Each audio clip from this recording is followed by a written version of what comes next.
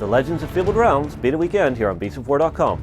This weekend we have an epic kit bashing competition, with one lucky winner taking away an exclusive Druggoi miniature, an exclusive Stoic miniature, a warband of your choice, and you will also get to work with the team at 4Ground to create a new character to go into the Legends of Fabled Realms. Plus, we have 4 £500 gift vouchers for 4Ground terrain products to be won this weekend by getting your comments in on the live blogs. Hello everybody and welcome back to the 4Ground beta weekend for Fabled Realms. I am here with Cad and Ben. Guys, it's hotting up out there. Very good, very good. There has been death, there has been destruction. Yeah, it's good. All good time in the can. Yeah. Right. There's been people trying to hide in toilets. So those aren't exactly toilets, more like continental meeting rooms. Yeah, they are the continental meeting rooms. Yeah. No. Right. So we're talking about the Eightfold Path now. They are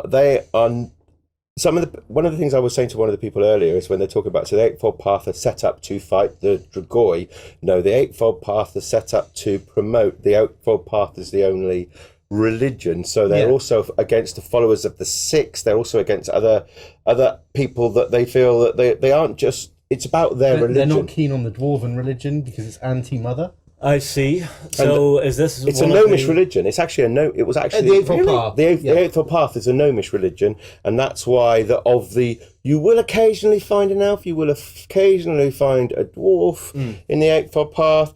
You will definitely find gnomes and humans in the Eightfold Path, if that makes sense. Okay, I'm going to say something. I'm going to be very clear now. I say this in jest. I say this as part of this, and I think this will be humorous. Keyboard warriors, put it down. No, put it down. Okay. So, this is basically a case of, my magic book is better than your magic book, we're going to have a fight. There is a lot of that goes on. There is an awful lot of that goes on. Yeah. Once again, in jest. No, that's right. And it's about the interesting thing about the whole wider world is that you'll actually find that almost all the religions have a root that's the same, and it's about anyway. But that's to do with how the game evolved over those years. Is this for tipsy drinking, Ben? Probably tipsy time with Ben. Yeah, that was something that was brought up there as well. Tipsy time. I need to make a video series out of that. Tipsy time with Ben. No, I'm sorry, that could go viral right there. Don't worry. No, some of the Kickstarters wanted bedtime with Ben. That's not bedtime with Ben. Ben. Where you get sleepy and you start tasking and questions. No, when we were doing the amazing updates for the Kickstarter, because as you know, we had these 2 factions already, and we wanted to get the other 2 factions we're talking about when we took it to Kickstarter. And I would ramble on, and Cad brought his water pistol with him, and one day you actually shot me with water when anyway, that's another story. So. Carry on. Negative reinforcement? Really? Yeah. Right. So, Eightfold Path. Cad, take it away. Eightfold Path. So, the people that are playing with the starter sets, these are their miniatures. So, the first one is Franz. Now, some of them will be playing with the presets, and some of them will have created their own characters, which you might find over the weekend. Franz is a white cloak. Now, our white cloaks are beyond human. They have gone past their humanity. In fact, they had to give it up because to become a white cloak, you have to drink the blood of a Druggoi. Yes. Now, you could scarify yourself, and in fact, some white cloak units do scarify themselves and rub the blood into the cuts. Okay. They're the ones that go fighting often with the skewers in their mouths and that kind of thing, because it's a way of, it's an intent. It's based on the Hindu kind of walking on hot coals, skewering your face. Okay. Being penitent, but in that kind of tradition. I see. But they actually fight with their skewered faces and such like. Does that not force them to hold their mouths open? Yes. Yeah, which is why they put part of it is the metal plate that they actually have a special metal plate with holes. And they skewer it to their face when they go in. Yeah. So but they are fanatics, and they are not like these guys. So the white cloaks, yes, they all have something called resilient, which the Druggoi have as well. It's they get to roll the green dice, and if they roll their 5+, they ignore the wound. Okay, so they're just a little bit tougher than everybody else. Yeah, and they've got an extra wound over a normal human, so they are definitely tougher. So I'm guessing these guys are trained pretty damn hard. Well, it's not just trained. The blood has changed them. For the white cloaks? Yeah, for the white cloaks. The normal guys, they're terrible. They're normal guys. They're normal guys. So this is peasant with wicker shield. So a grey cloak. In fact, so this there is a peasant with a wicker shield. He's actually a 15-year-old boy in the fluff. Yeah. So that's why his armor doesn't quite fit him. Yeah, all those belts and braces. And he's brought his own basket to make into his but that, there you go, that's an idea. So your grey cloaks, they're not very good. They're the majority. They have a hodgepodge of equipment. So that guy has a Bident from Langerholm. Sorry, the one that you're about to show in a minute. Okay. So that's a boar spear. And it's very good against terrors as well, because a boar spear has a hunting spear. Yeah. The little guard that sticks out prevents it from being embedded right the way up the monster. And it also prevents a Druggoi or a Dragool actually pulling himself up the blade, sort of Lurtz-esque. That's why that's very good. I don't know. I might, if I was a blacksmith in this world, I might turn those into a couple of blades. Get it into the mouth. Well, that is a Langerholm Bident. That is actually a weapon used by Langerholmers. It's also very similar to the goblins. The Cumran goblins also use a Bident similar to that. It evolved from a fishing. Really? For them in the fluff. Yeah. In the fluff. Although Bidents are actually used as weapons all over the world. Again, that's more of an Asian influence when we first looked at that kind of thing. But you like it.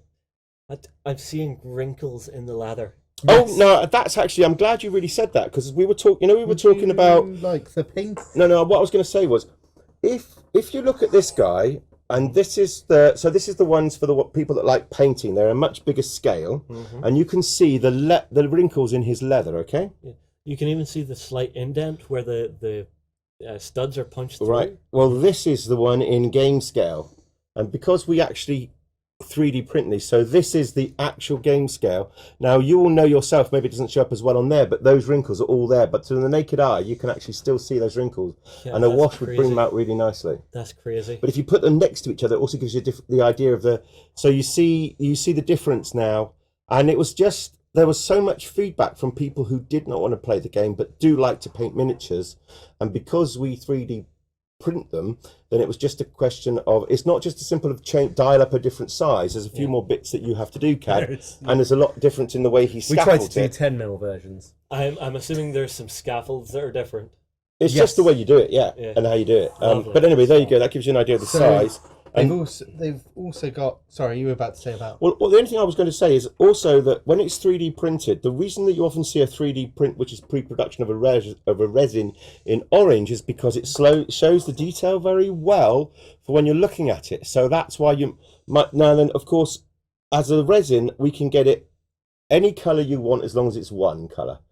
And this one here, this is the game piece, and we've chosen the grey resin because gamers are used to grey resin and they know how to deal with the how they undercoat and that kind of thing. So visually it feels right. Yes. Visually it feels right. The glue you need to assemble them with. The last thing you want is a clear one. The glue you need to assemble them with is see-through miniature. A super glue. Yeah, we can do super glue. You want it? We can do see-through. Yes, because I want to do ghostly Dragool. Yeah, that's a nice idea. Yeah. You've got me making sound effects again. Yeah. But that gives you an idea of scale. That gives you an idea of the quality of the actual miniature they're going to be And we receiving. had to rest these off John. Yeah. John's favourite saying whenever you guys turn up is, "But Franz, but Franz, remember Franz? Yeah. He's so friendly." No, he wasn't. He's got worse. I find it really interesting, actually, that you two prefer. One of you prefers Eightfold Path, and you prefer the Druggoi, and you work together because it's like they are like the nemesis of each other. So it's quite amusing, yeah. I wouldn't call myself and John nemesises. No, just work colleagues. I think is the correct modern term. Not exactly. You see, we're best mates outside of work as well. Yeah. So if anyone ever sees John and me taking the hand out of each other, it's because that's us easing it back. Whenever we're off camera, we're much worse. Don't mention cars. Yeah. So there you go. So this is the starting faction. Okay. So how many miniatures? There's 8 in there. miniatures. 7, 8. And they're all really, really beautiful. Oh, the gnome. Yeah, you got a little tiny gnome. Hello. And I'll also show you the painting scale one. I don't know. For me personally, I would kind of play with the painting skill ones. I think they just they're not really meant for that, but yeah. But this one, he's not been painted, so. That's the. I mean, 28. True. Heroic 28 is a bit of a hard scale to get in any case. We are assuming for ourselves when we're working on scale that Heroic 28, like our buildings, is 1/50th scale. True 28 we feel is 1/56, and these guys are less than 140. They're about 148. But it's a lot of. The thing is if you look at the difference between that 148 and 150th, that although it doesn't sound like much, the difference is considerable. It's like if I was watching Game of Thrones, seeing the Hound stand next to the mountain. As far as gameplay is concerned, I would describe his scale as too big. I know it's everyone to their own choices, but it's not meant for that. Again, purpose. it's feel and flavour what feels right for you. And that's why these also have plinths available for them, and they will always come with the clear bases. Whereas if you want, these will always come with the MDF, unless I know Kickstarter people actually had that as an option. Yep. And also there'll be the option either they'll be available on our website if you want clear bases. Yeah. Okay, so that's those. So now then, the other thing is, before I go on to the next bit, I wanted to actually show you about substitutes and surrogates. We were talking about that. So here we have, this is a white cloak, and this was a grey cloak. So this is what I would do. Well, Kat, do you want to talk about the manufacturers there that used? You've that guy that Justin is the grey cloak with the spear and shield. That is a Fireforge body. Yeah. And Fireforge arms. In fact, I think he is completely Fireforge. It might be just his head that's different. So he's a complete Fireforge model. The other one, on the other hand, is a Perry miniature body, a Fireforge Templar head and cloak. Yeah. A Fireforge left arm with shield, and I think that is actually a Conquest miniature Norman right hand. Yeah, you're right. Because the thing is with our game is we want people to use our miniatures because they want to use our miniatures. We are not going to preclude people using anyone else's miniatures if they're using the WYSIWYG rule, and Andy's been able to codify some things like, for instance... It's like guidelines for it. If what Andy's wearing saying mail, they should be in medium. Yeah, and what he's also said is... wearing a full mail jacket, they'd be heavy, technically. And what he's also said is that you count them as armed with what's in their hand, so if they have a sword on them... It's a way of people being able to migrate miniatures into the game that is for something else, and they work out what they're doing. Because a lot of our miniatures do have secondary weapons. Yes. Because in reality, you don't just wander onto a battlefield with just your bow. You want something just in case it gets a bit close and personal. If I've got a nice machete strapped to my back, I'm looking at going, that's a bit close. Hack. And also we've got the situation that when the roleplay decks come out and the different stat cards that come out with those, because what happens is when you roleplay it, you split those two again down into more. Magicka would be intelligence and Magicka, and when that comes out, Magicka, it is total. And the same as command might separate back into some of that. But you're using the same miniatures, aren't you? So that's why. Anyway, so that's that. Okay, important thing then. So for anyone who is playing, say, their first Legacy game, I'm going to keep doing this. No, that's okay. What is the best tactic for your very first Legacy game with the Eightfold Path? Say you're fighting... With the 8 in the box, yeah? With the 8 in the box. Let's say you're going to fight the classic fight, the Druggoi. Yeah. Who are you going to want to go after first? What are your tactics going to be? Are you just going to send your grey cloaks in and let them get the blood in their mouth to see if they become white cloaks? Well... you have played this before. Way too many times. You want your grey cloaks to hold up their henchmen, so they're Druggoi, and you want your heroes to go after their heroes. Now, you've got some interesting matchups. You've got Franz actually is really good at taking on anybody. He's one of the toughest people in the game. You know, if you think of the cover of the book, there's a reason why Franz here... Don't tell me he could take on a terror. He can. He can. He can take on a terror. Okay. It will take him some time. Yeah. He could die. So basically, lads, bunch up. We're having it. Well, no. Actually, lads have all left him. Really, he really is that good if he gets his dice right. But and cards. He's a practitioner of the Talhoffen School. Now, the Talhoffen School is about fighting individuals. So one of them that somebody might be on the receiving end of is the Combined Strikes card, and what that will allow him to do is if he rolls a critical. He can then roll an additional dice of a lower level. If that is a critical, he can roll another dice of a lower level. So he starts off with 3 red dice and a purple. Now, red dice, 50% chance of criticaling. Don't worry about me, I'm just playing. Purple dice, 1/3. And if he gets that perfect thing, a red dice could become 2 additional dice, which are both criticals. That's 6 successes on a single roll. Yeah, that's... But knowing how to play him is also very important, because if you don't know how to actually play him... Sorry, everybody, I'm just mucking he's playing around. with the toys, it's fine. So, yeah, Franz, if he's in his element, I like. So like, get the heroes, yeah. or get the big monsters. Get the heroes or the big monsters with Franz. Now Samuel is a little bit different. Now this Samuel here, Okay. he is a character that's really good at buffing your men. He's armed with a cleanser. It's a great cleanser, actually, which is quite a good size. It provides a buff to their morale. It provides a buff to their mother's blessing, which is a rule they all have to protect against magic. That's a terror with no one in his hands, but with super glue. Gives you an idea. Sorry, Cad, but there you go. So Samuel is very good at buffing people, but he's also, the cleanser is a flail. Now, all the flails in the game, they have something called guard break. Now, guard break allows you to, anybody that's got a sword will have parry. Now, parry allows them to force you to reroll one of your combat dice. Guard break means that people in base contact with you, hostiles, can't parry. So if you combine him with your little axeman against Alia, Alia's there with her swords, forcing them with their not very good dice to re-roll any hits they get. She's like, oh, you can re-roll that. You do need to tag team for Alia. Yeah. She'll Send cut right Samuel through. in against her with the backup. Yeah. She now can't parry, and his henchmen can then take her down. Okay, whereas my Druggoi just want to get in and start munching all the infantry and leave the heroes alone till near the end. Unless Yeah. really. And because of the way that the Druggoi morale works differently to everybody else.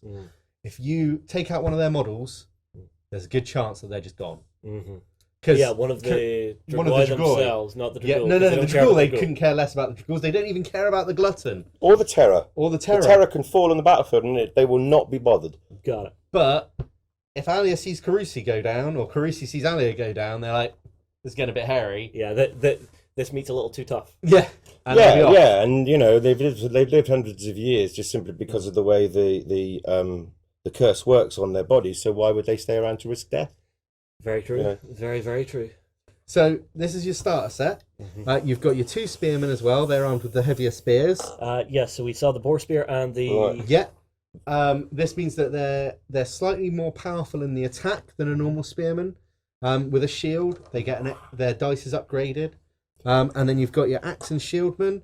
These guys are really good because they can be your front line. And they can hit your opponents when they least expect it, because of the fact that they're not very good. The other thing... Sorry, Kat, go on. The other thing about the beta weekend, of course, is that we've done something a little bit naughty that was available to the Kickstarter backers, and those other units that were unlocked during the Kickstarter, not only can people play with them here, but if they get the ability to upgrade to having them, they'll be taking them home. So another one. Every faction. Okay. So these are the crossbowmen of the Eightfold Path, and this is one of mine before we had the miniatures. So of course that's made that's a Frostgrave. That's a Frostgrave miniature. So it gives you again the idea of scale. If you were to put her in, you've got one there, but you see how the heights are all very much similar heights. I love the look of the crossbowmen. I love the idea that if I get lucky and I recruit some of these guys, in a village, somewhere there's a local shrine and they have a weapon lockbox that just they happen to open and find some nice stuff. Yeah. We're having that with us. You've done one thing which I will be eternally grateful for. Yeah. So many times when you see crossbows, you don't see the bolts. Yeah, well that's seeing someone loading a bolt in Yeah. is such a rarity and such a nice detail to have on a miniature. And I'd just like to say with this one here, there is actually the bolt in there. Now then you might say, where's the bowstring? And that is because I broke one side when I was actually getting them out of my bag. Only a moron could break these, and I am that moron. And so I had to take the other side off. You have big They're resin, weapons. they are. But the great thing is that the resin that we have, you can do this with. That if you want to get, I don't know if... I don't want to do it do that on camera, because then that will let you see. And that is all about, not about the resin, that is about... Okay. So, if I break this, I apologise. Okay. Oh my god! So that, how stiff is that? See, there's part of you that wants to see how far that can go. You're now going to do that. It will break. Yes, that's right, Justin. It will eventually. Yeah, but so that is about the curing. Crazy. That is about the curing process. That is not about the resin.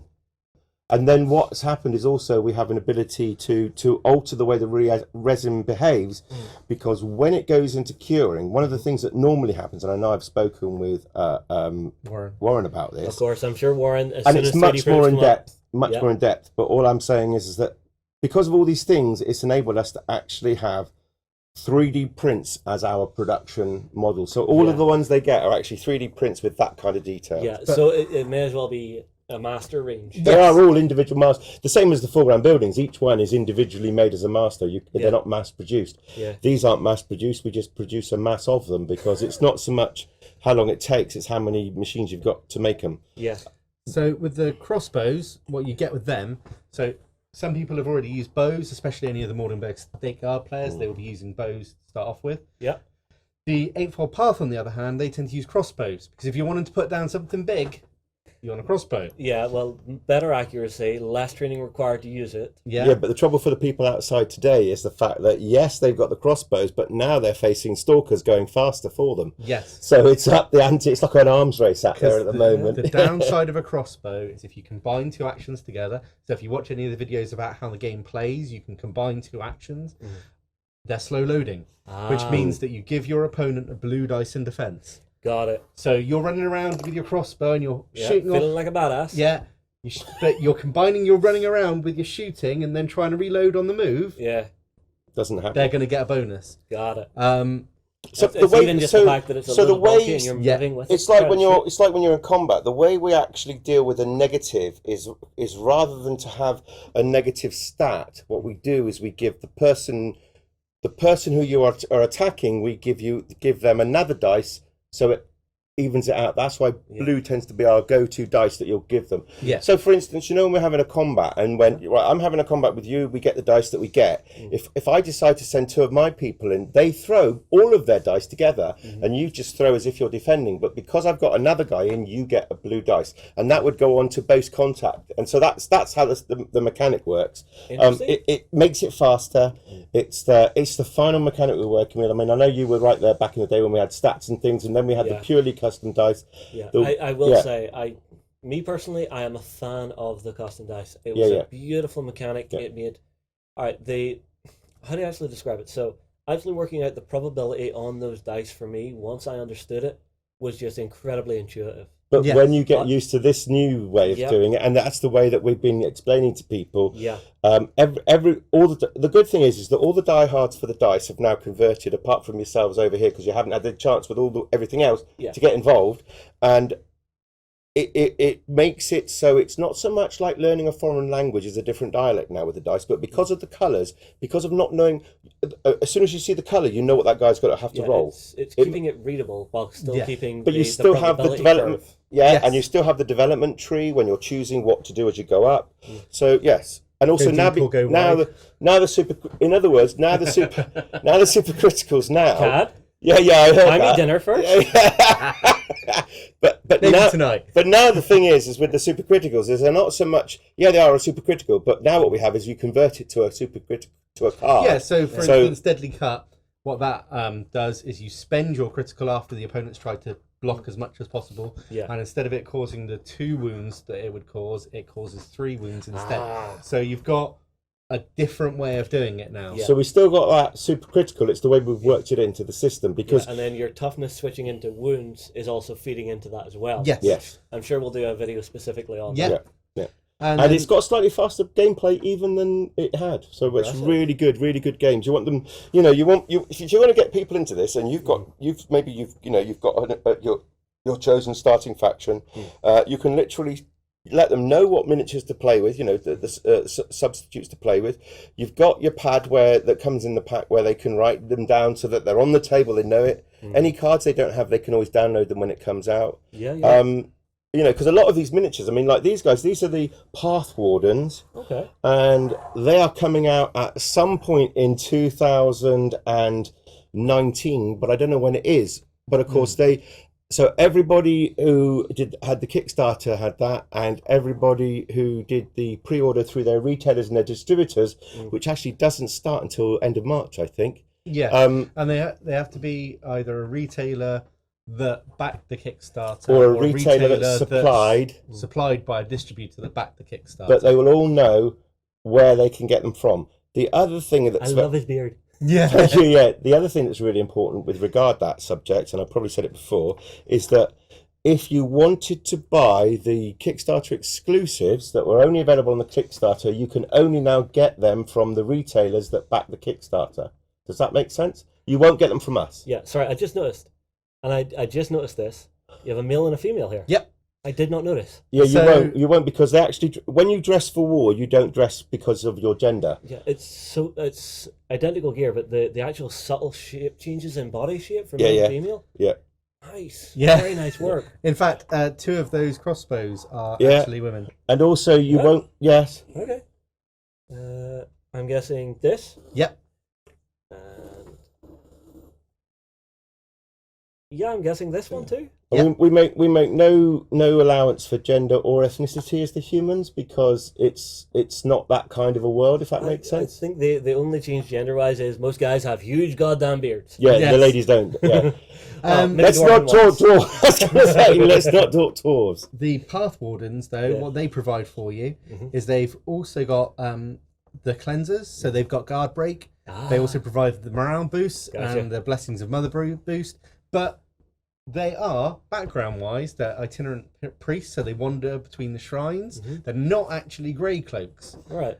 In game terms, they're still grey cloaks because there's the way they just play. They're vocational grey cloaks of a higher level. Yeah. They have, for whatever reason, not become white cloak. Got it. You can choose to become white cloak. You can be made by the ways of being able Well, to. we're moving towards what I wanted to get to as well. How recruitment's working for these guys at the minute as well, because I'm wondering. How Oh, they work get weeks. given loads of people because Yeah, they get so- the tithe, Yeah. the tithing. So they each one of the white cloaks, they go out and they try and visit different locations. So if the location they visited was a lovely keep, then they Oh. could get some nice equipment because the Oh, you're talking about sorry, the noble that lives there is like, well, I do support the Eightfold Path. I have this lovely onager. Yeah, well, Yeah. or I found some axes Yeah. from my peasants you can have. Oh, from my peasants, you can have. Okay. Or they could go to a village and there could be a load of lads that just, or ladies, Yeah. that just want to join because they want out of their normal life. Yeah.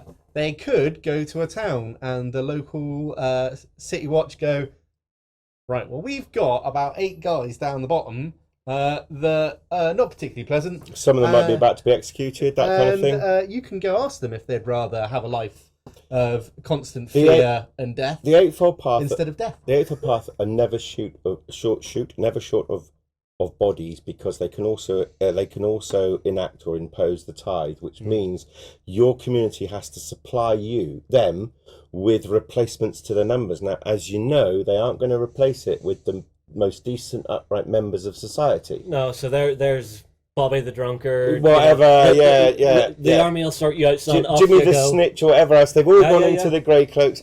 So in amongst the grey cloaks, you've got these. Then you've got some lesser grey cloaks who might end up as path wardens because they piously joined the order. And even Franz, when he came and he was a grey cloak, that armour was his grandfather's. Yeah. See.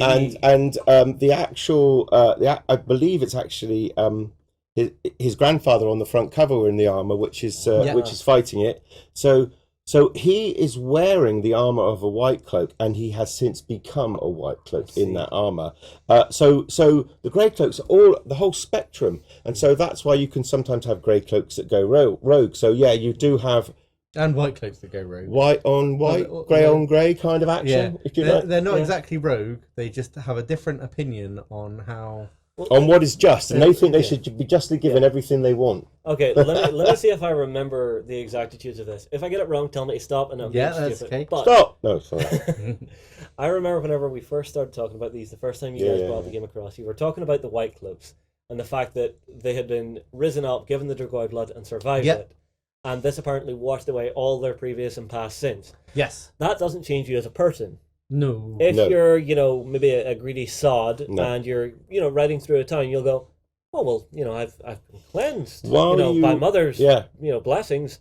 I deserve the gold in your treasury, sir. While you are a grey cloak, you are immune from prosecution Yes. from what have done beforehand. So therefore, if you think about it, as a grey cloak, you never end up leaving. Yeah. Quite often, and you're you a wouldn't criminal. want to if you were a criminal. When you are a grey cloak who goes to a white cloak and you had a crime, you are absolved of that crime. Yes. But again, you never really stop being a white cloak in society, although Yes. it's more easy to disappear. Yeah. But that's And- more in the role play rather than in the Yeah, and then in this Still, game. so Yeah. it's back- It's fluff. Yeah, definitely. and the white cloaks themselves, they have, for whatever reason, taken the blood inside them. In fact, we have a background story where a particularly nasty. Well, Samuel's transformation isn't pleasant, but Samuel was stuck under a lesser terror. Samuel was stuck under a lesser terror. He couldn't move and he couldn't cover his face, and the lesser terror's blood dripped into his mouth. So then, That's actually why he's. And so one of the ways, and that's how he became. There was one guy who washed his face in a river full of Druggoi blood and didn't know. Whoops. and there's the particularly unpleasant. There's a particularly unpleasant white cloak in the area, Yeah. and he receives some bad news, and he dunks the grey cloak in. That might be that story you're thinking of. In the river. He dunks the grey cloak. That's right. In the river After the battle. because he's so angry about the grey cloak's news, because he's not a pleasant person. Right. That's one of the, but the grey cloak actually ends up Draws becoming the a mic white. goes. Well, no, what happens then is the guy gets ill. Normally, to go from being a grey cloak to a white cloak, as we said, the more likely the being is to become a Druggoi, the longer it takes. Their body is fighting against the curse, the longer it takes. I think in one of the Druggoi, you've got somebody who's strapped down in the start of the set, have broken out. That's because you don't know what's going to happen. But the trouble with this curse is, yes, you can have it for 14 days and recover. So the first thing to do to somebody, if it looks like they've got it, is strap them down, not kill them. And that's the problem that you have, is that's how it goes through society. So yeah, it's a nice little play.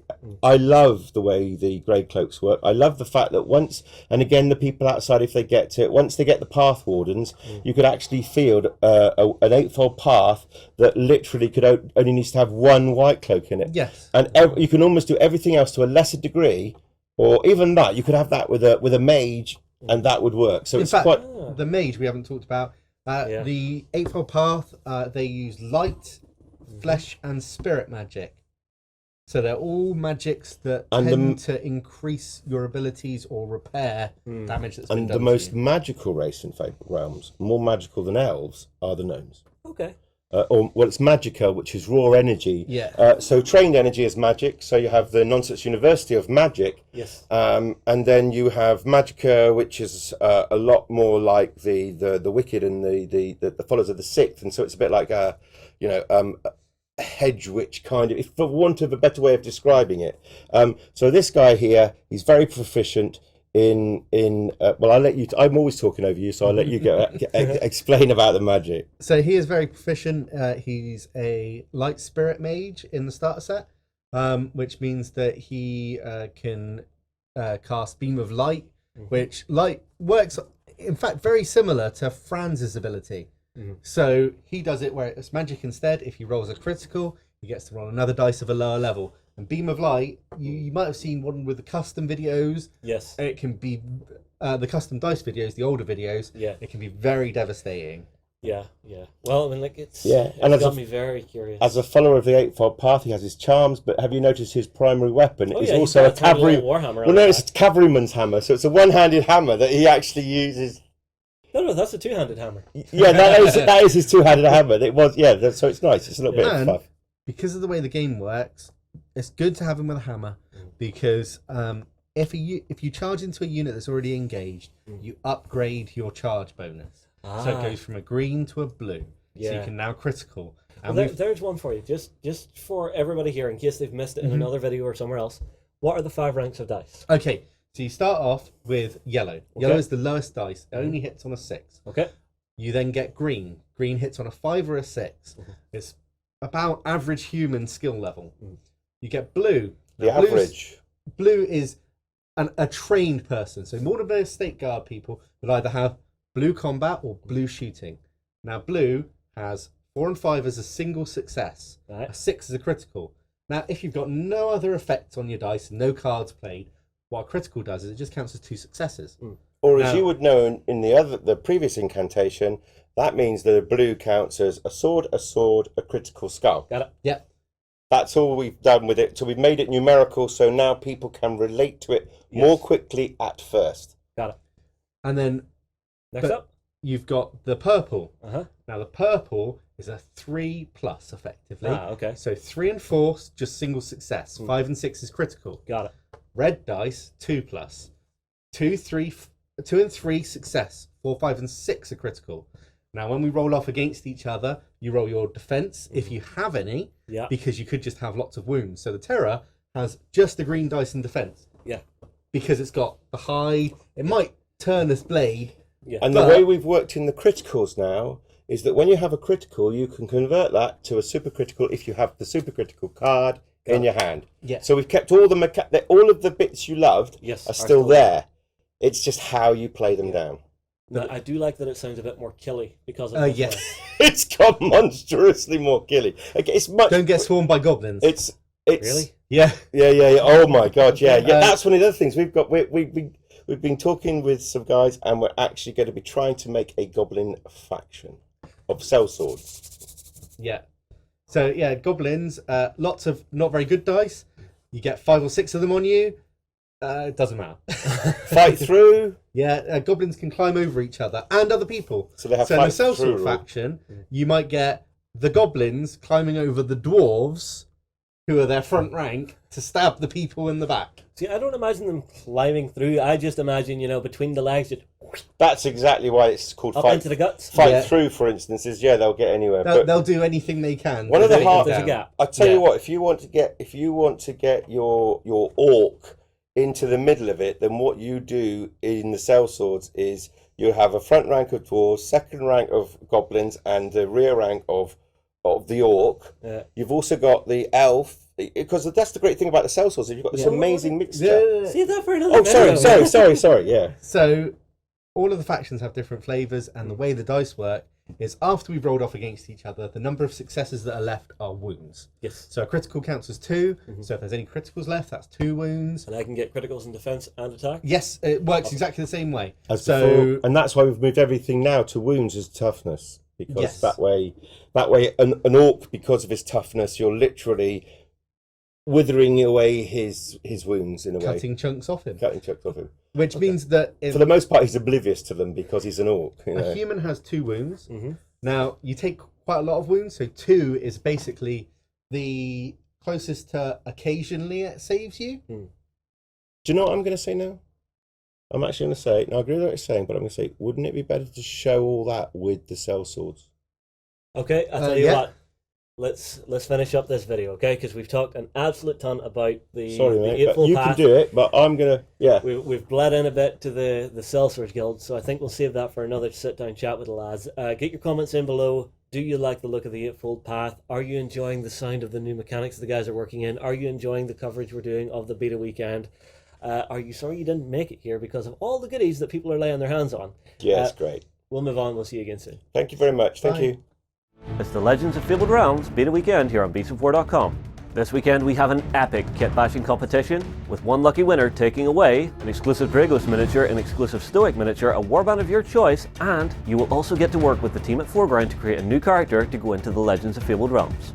Plus we have 4 £500 gift vouchers for 4Ground terrain products to be won this weekend by getting your comments in on the live blogs.